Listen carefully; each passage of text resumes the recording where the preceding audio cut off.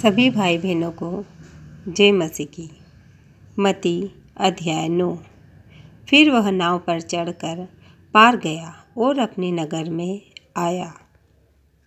और देखो, कई लोग एक झोले के मारे हुए को खाट पर रखकर उसके पास लाए। यीशु ने उनका विश्वास देखकर उस झोले के मारे हुए से कहा, हे पुत्र, ढाढ़स बांध, तेरे पाप क्षमा हुए। और देखो, कई शास्त्रियों ने सोचा कि यह तो परमेश्वर की निंदा करता है। यीशु ने उनके मन की बातें मालूम करके कहा कि तुम लोग अपने अपने मन में बुरा विचार क्यों कर रहे हो? सहज क्या है यह कहना कि तेरे पाप क्षमा हुए, या यह कहना कि उठ और चल फिर? परंतु इसलिए कि तुम जान लो कि मनुष्य के पुत्र को पृथ्वी पर पाप क्षमा करने का अधिकार है। उसने झोले के मारे हुए से कहा, उठ, अपनी खाट उठा और अपने घर चला जा। वह उठकर अपने घर चला गया। लोग यह देखकर डर गए और परमेश्वर की महिमा करने लगे, जिसने मनुष्यों को ऐसा अधिकार दिया है। वहाँ से आगे बढ़कर यीशु ने मत्ती नाम एक मनुष्य को महसूल की चौकी पर बैठे देखा और उससे कहा, मेरे पीछे हो ले। वह उठकर उसके पीछे हो लिया।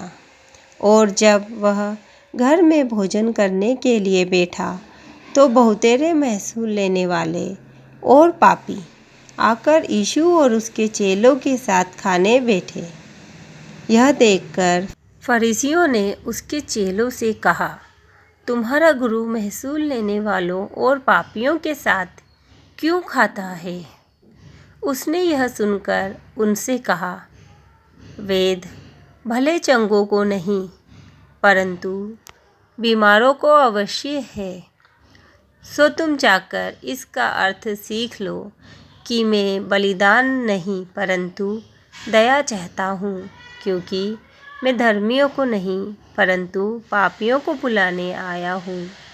तब यूहन्ना के चेलों ने उसके पास आकर कहा, क्या कारण है कि हम और फरीसी इतना उपवास करते हैं, पर तेरे चेले उपवास नहीं करते? यीशु ने उनसे कहा, क्या बाराती जब तक दूल्हा उनके साथ शोक कर सकते हैं?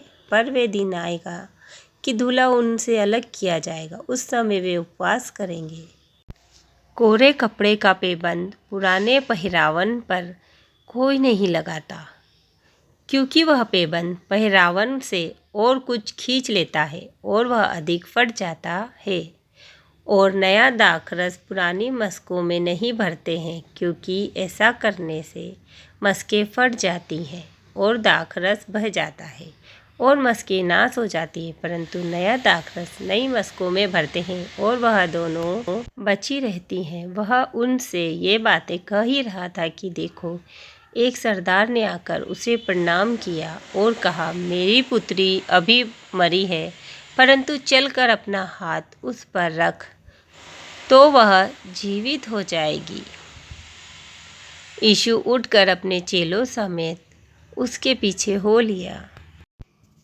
और देखो, एक स्त्री ने, जिसे के 12 वर्ष से लहू बहता था, उसके पीछे से आकर उसके वस्त्र के आंचल को छू लिया, क्योंकि वह अपने मन में कहती थी कि यदि मैं उसके वस्त्र ही को छू लूँगी तो चंगी हो जाऊँगी। यीशु ने फिरकर उसे देखा और कहा, पुत्री, ढाढ़स बांध, तेरे विश्वास ने तुझे चंगा किया। सो वह स्त्री उसी घड़ी चंगी हो गई। जब यीशु उस सरदार के घर में पहुंचा और बाले और भीड़ को हुल्लड़ मचाते देखा, तब कहा, लड़की मरी नहीं पर सोती है। इस पर वे उसकी हंसी करने लगे। परंतु जब भीड़ निकाल दी गई तो उसने भीतर जाकर लड़की का हाथ पकड़ा और वह जी उठी और इस बात की चर्चा उस सारे देश में फैल गई। जब यीशु वहाँ से आगे बढ़ा तो अंधे उसके पीछे यह पुकारते हुए चले कि हे दाऊद की संतान, हम पर दया कर। जब वह घर में पहुँचा तो वे अंधे उसके पास आए और यीशु ने उनसे कहा, क्या तुम्हें विश्वास है कि मैं यह कर सकता हूँ? उन्होंने उससे कहा, हाँ प्रभु। तब उसने उनकी आंखें छूकर कहा, तुम्हारे विश्वास के अनुसार तुम्हारे लिए हो। और उनकी आंखें खुल गई और यीशु ने उन्हें चिताकर कहा, सावधान, कोई इस बात को न जाने। पर उन्होंने निकलकर सारे देश में उसका यश फैला दिया। जब वे बाहर जा रहे थे तो देखो, लोग एक गूंगे को जिसमें दुष्ट आत्मा थी उसके पास लाए। और जब दुष्ट आत्मा निकल दी गई तो गूंगा बोलने लगा और भीड़ ने अचंभा करके कहा कि इज़राइल में ऐसा कभी नहीं देखा गया। और यीशु सब नगरों और गांवों में फिरता रहा और उनकी सभाओं में उपदेश करता और राज्य का सुसमाचार प्रचार करता और हर प्रकार की बीमारी और दुर्बलता को दूर करता रहा। जब उसने भीड़ को देखा तो उसको लोगों पर तरस आया, क्योंकि वे उन भेड़ों की नाई जिनका कोई रखवाला न हो, व्याकुल और भटके हुए से थे। तब उसने अपने चेलों से कहा, पक्के खेत तो बहुत हैं, पर मजदूर थोड़े हैं। इसलिए खेत के स्वामी से विनती करो कि वह अपने खेत काटने के लिए मजदूर भेज दे।